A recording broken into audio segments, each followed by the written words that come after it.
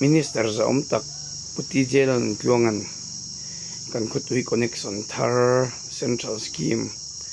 aron hontak hi TMM hian fit thalo chu ti hria se chuan ahong dungem o ka tin ka ngai tua hei achung lama nal em in an honga enge tui pipeline fit dan po eng ma en don en khi khai loin honga nu ho tan chuan fa te po ngai tu man loin tui ngai tuin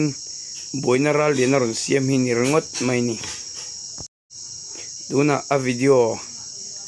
i lo thir chinang o nu ho boi je hi lo en cheng teu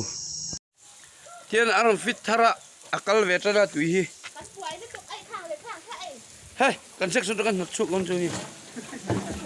pero hei mithiam fitani hi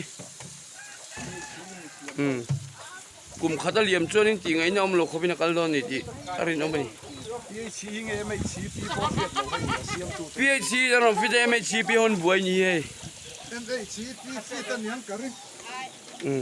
lo mo me puti je hian zo ko thar Myanmar refugee clinic ahong hal bokati hian hei ni khata voi ni hona nei bi kan i chu aro puidan adang khop mai ama poin chuang tang refugee te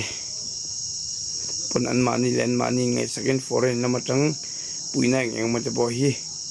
andong ve zelani